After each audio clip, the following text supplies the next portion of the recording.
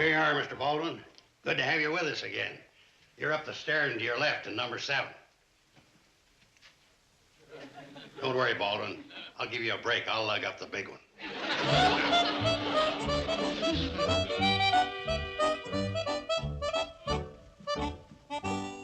Isn't that Mr. Baldwin?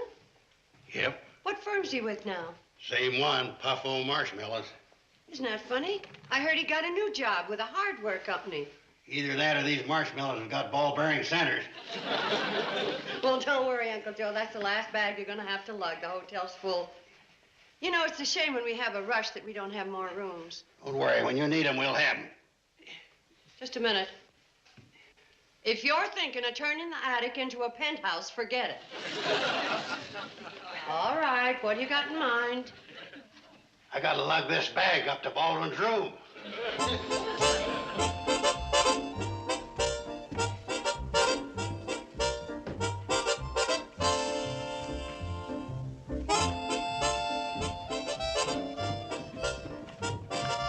Bye, Mom. Bye, Billy Joe. Bye, Mom. Bye. Bye, girls. Bye, girls. Where are you going? I'm staying a couple nights with Elsie Faye Mullins. And I'll be at Dorothy Schaefer's house. You can find me at Sandra Olson's. And who gave you the permission for this sudden exodus? Oh, Uncle Joe made all the arrangements. That's what he had in mind. Yeah. Well, he figured the business boom was only beginning. And if any extra guests show up, he can rent them our rooms. And guess what? When the guests pay, we each get $1. Put your bags down, girls. But Mom. Uncle Joe. Yeah, Kate. You know, I think that's a wonderful idea, renting out the family's rooms. Now, what's your new address so I can forward your mail? I can't leave, Kate. I'm needed around here. What with the rooms all full, there's bags to be carried, wood to be chopped, plumbing to be plumbed, the furnace to be stoked. Ah, now that you've pointed it out, you can start on the furnace after you help the girls up with their bags.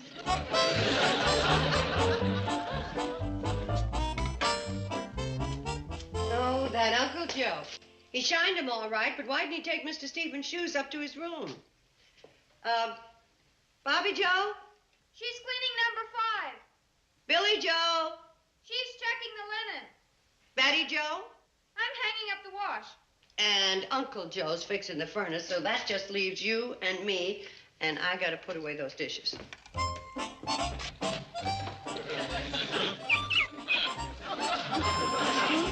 Oh, yes. Mr. Stevens is in room 6.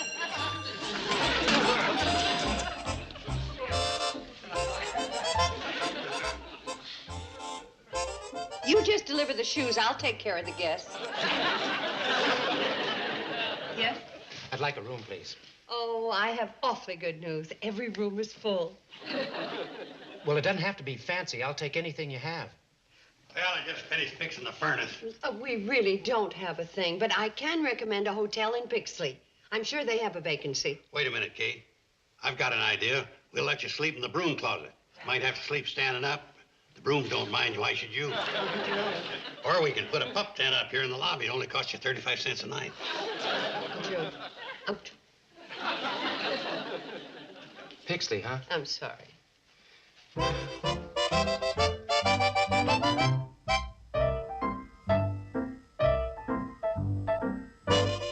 Welcome to the Pixley Hotel, Mr. Gilchrist.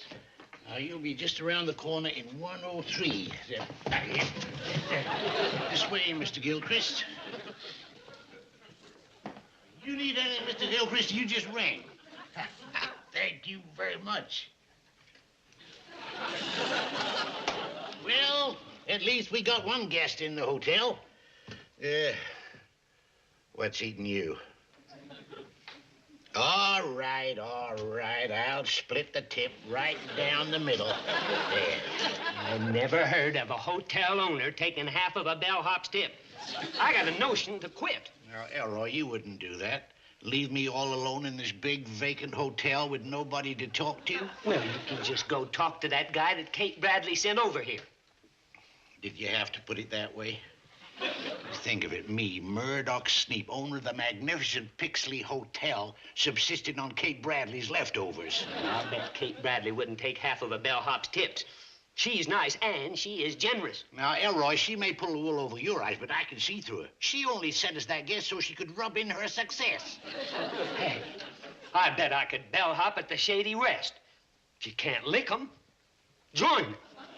Elroy, that is without a doubt the most craven, callous, contemptible idea I ever heard of. Why, say, how come I didn't think of it? Here, take care of the hotel. I'll sort the mail, Bobby Joe. Please help Betty Joe clean up number 5, huh? Okay, Mom. Hold it. This is no place for your lunchbox. Yes, it is. The cash drawer's full. Oh, thank goodness. For a minute, I thought you were taking money sandwiches to school. Kate? Sorry, we're all full up.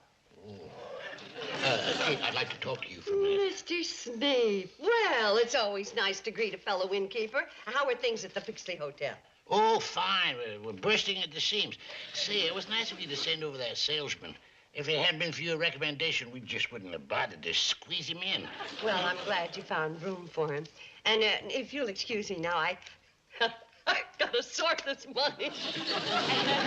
Kate, if you could spare a minute, I've got a business proposition for you. Now, with you doing so good and me doing so good, I think now is a propitious time for us to merge our hotels. What'd you say? Kate, between the two of us, we could have all the hotel business in the valley sewed up tight. You're right, Mr. Sneak. I'd have all the full rooms, and you'd have all the empty ones. Well, now, I've got a big city idea for the name for our two hotels. Mine would be called the Pixley House East, and yours would be called the Pixley House West. Now, Kate, an idea like this just don't happen. Well, I don't want to appear rude, but I got a whole hotel full of guests to take care of. Mom, that guest to number 7 is so funny. Hello, Mr. Sneap. Hello, Billy Joe.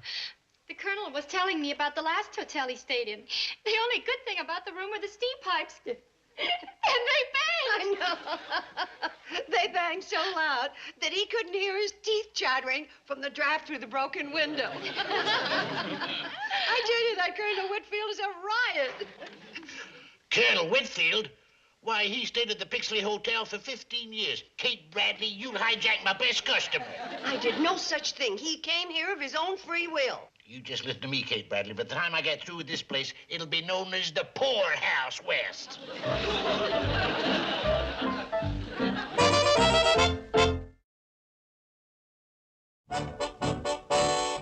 Oh, come on, Charlie. Floyd, I'm not creeping the cannonball along at 8 miles an hour with you on the cowcatcher. But, Charlie, it's the only way I can count them. This may come as a surprise to you, Floyd. Nobody gives a darn about how many railroad ties there are between Hooterville and Pixley. There's Kate. Look at all the packages. Come on, let's help. Here, we'll give you a hand. Oh, thank you, boys. Here, Kate, you ain't carrying nothing. Oh, Joe.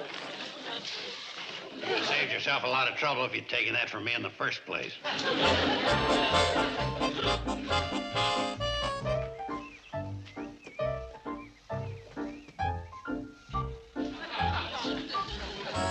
Advertising the Pixley Hotel. Somebody around here's a Benedictine Arnold. I ain't seen him. Maybe he was the stranger that got off at Steuben's Bluff. I'm referring to the sign. Ain't it a doozy? Would you believe it, Kate? For carrying that sign, Murdoch Sneap is paying us 10 cents a run.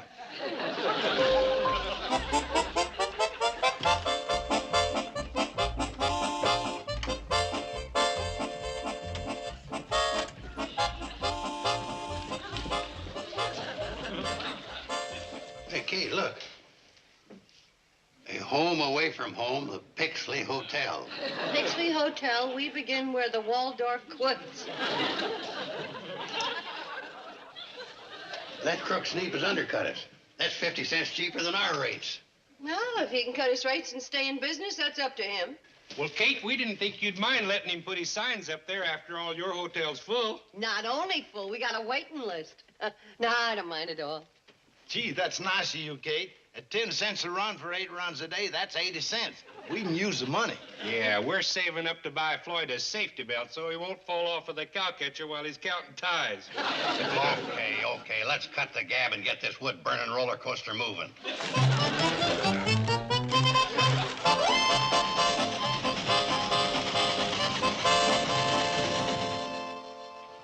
hear this, folks.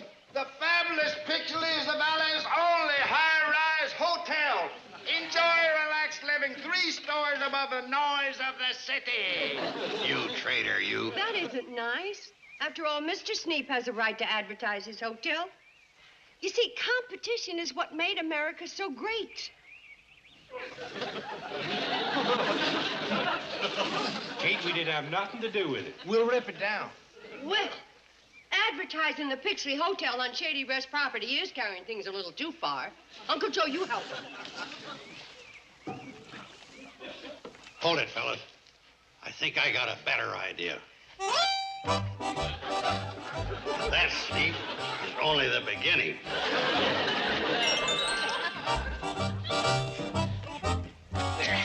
There it is. There it is. Why, you double-crossers, we had an agreement. Well, the Shady Rest outbids you. They're giving us 12 cents a run. And remember, competition is the sincerest form of battery. Well, I just can't stand the sight of that thing. You put my sign back up there, and I'll give you 15 cents a run.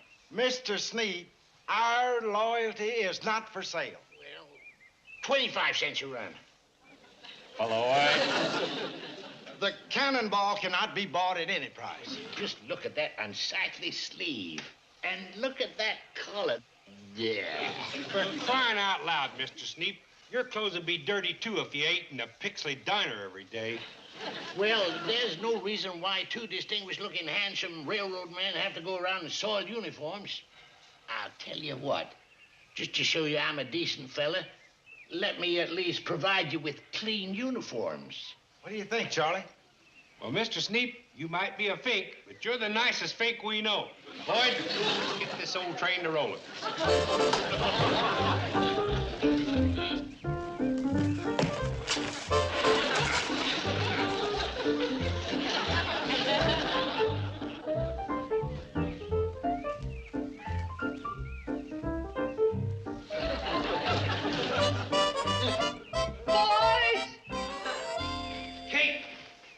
We got clean uniforms. Fine. What is that? You know who had them cleaned? You have not answered my question. What is that thing doing there? What thing?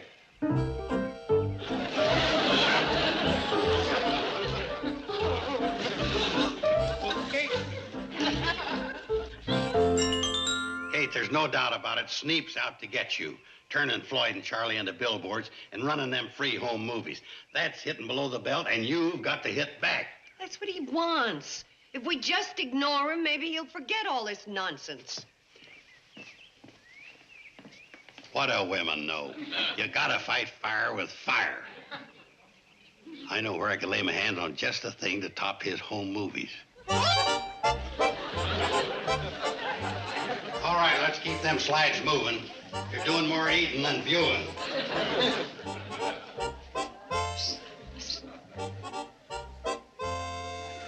Hey, mister, don't be so sloppy with that whipped cream. Next person that views this slide will think there's snow on Bleeker's Hill. Well, ladies and gentlemen, now that you've all enjoyed the slides, let's all go out on the porch for some sunshine and recreation. Uncle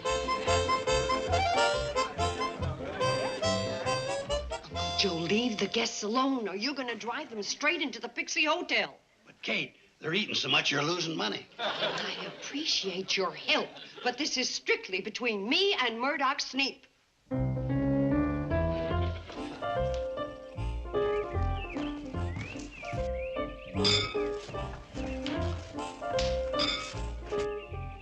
Well, gentlemen, would you like to join in the fun? Fine. Where is it? Oh, it's all around. There's checkers and cribbage and pinochle, and if you're in real good shape, there's a brisk game of horseshoes going on over there. Look, Mrs. Bradley, the rooms are fine, the food is great, and the price is right. But we're from Chicago, and horseshoes and checkers aren't exactly our idea of fun. Oh. Well, if it's a lot of action you want, the girls are out collecting bullfrogs, and things should be really jumping around here about 4 o'clock. Well, those kind of things might be very exciting for Hooterville, but they're not for us.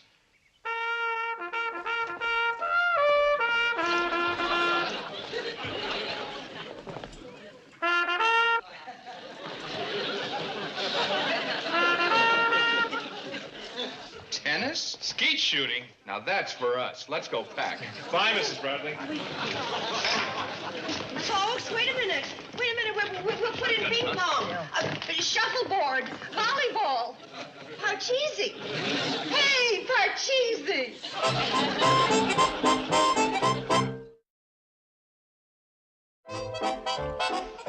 Elroy, show Mr. Fenwick and Mr. Graham to room 308. Right this way, please. Look, Sneep, now that we got guests, how about me getting paid? Elroy, you're just gonna have to wait.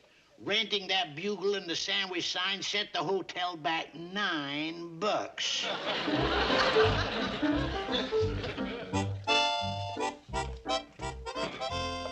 You won't be needing all of those, Mom. Oh, no. Who now? Mr. and Mrs. Goldsmith. Oh, well, I suppose tennis and skeet shooting are more exciting than pitching horseshoes and watching bullfrogs. Guess Mr. Sneep's got the upper hand. Mom! Oh, did you set the table, dear? I can't find a tablecloth. Oh, for land's sake, there's a whole drawer full of them in the sideboard. I don't know why I have to do everything. You know, you girls just don't look.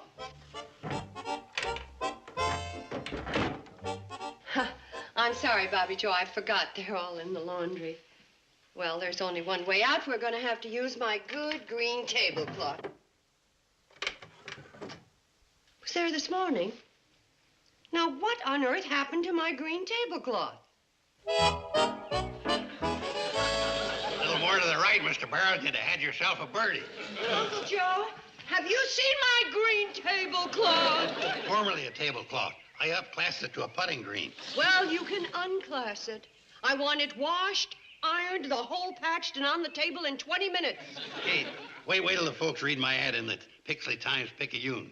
We'll make so much money with this golf course that you can buy a whole drawer full of the green tablecloths. Uncle Joe. I got feelers out to have Arnold Palmer take over as the pro. Hey, wasn't that the desk bell? 15 minutes. Welcome back, Mr. Humphreys. Your old room is ready for you. Tell Arnold Palmer we'll give him free room and board.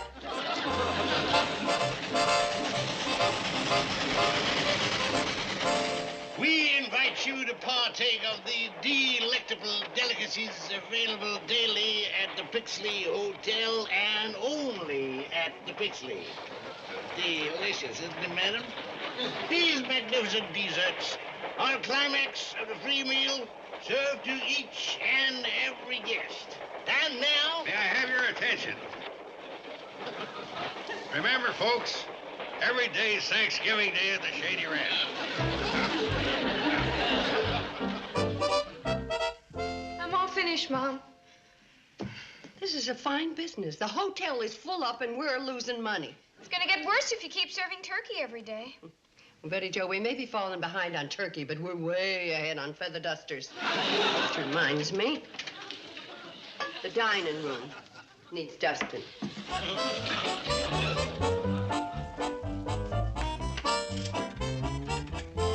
Do you have a room? Oh, well, you're in luck. We've got one single left. Yeah, I'll take it. Murdoch Sneep. Kate, you're wiping me out. I thought I knew every trick in the book, but you've outwitted me at every turn.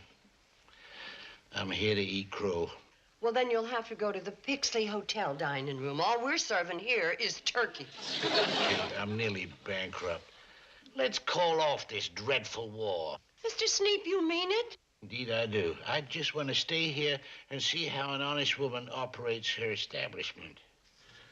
No more cutting throats. On my honor. 4.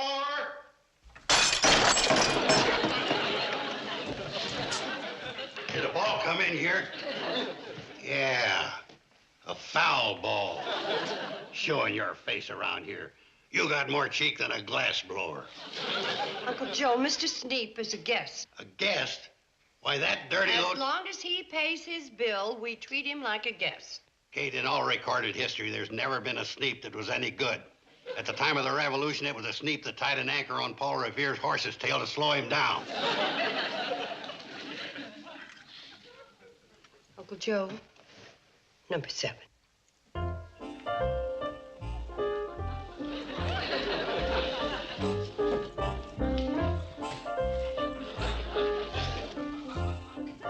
Kate, what's holding up my pancakes? I can't get him up with this thing. Do you have a hockey stick?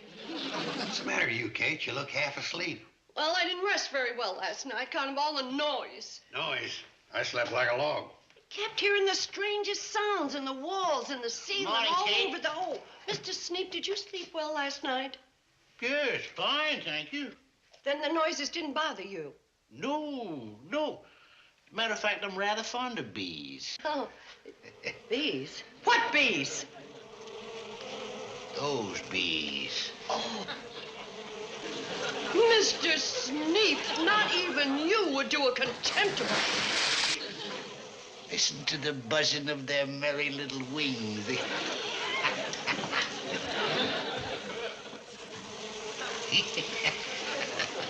How did you get the bees in here? You don't think I had clothes in both my suitcases, do you? Miss Bradley, I'm checking out of here. Listen, Me Kate. too. Sounds like your guests are checking out, Kate. Wait for me, folks, and you can follow me over to the Pixley Hotel. It's guaranteed to be completely bee-free.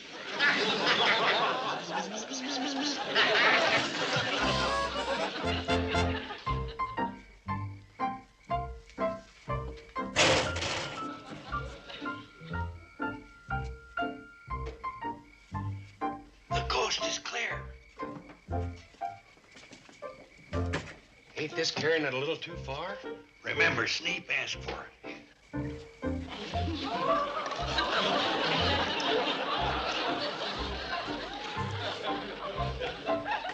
Now remember, you're a Hooterville skunk, and this is Pixley, so give it all you got. Let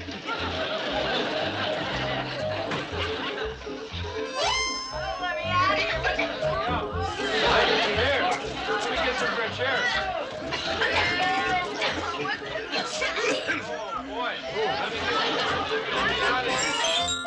Now, Kate, I know I had it coming, but you just gotta let me stay here.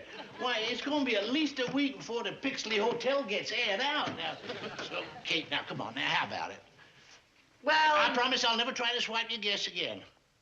What guess? Well, all the ones that stormed out here from my place. Well, I don't know where they went, but they sure didn't come to the Shady Rest. Oh, Kate, now, please, let's call off this silly feud. You're the one that started... No. Are you out of your minds?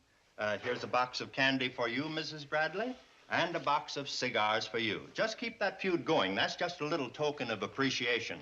I'm Howard Buskirk, the new owner of the Crabwell Corners Ritz. Now, if you'll excuse me, I've got to get back to my hotel, full of paying guests. Bye.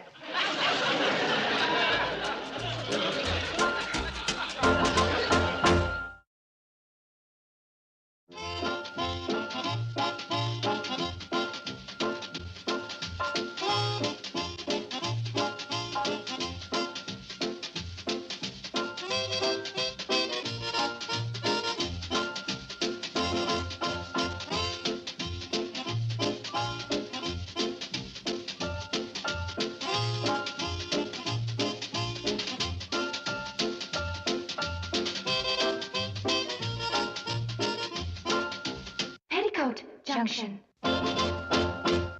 This has been a Filmways presentation.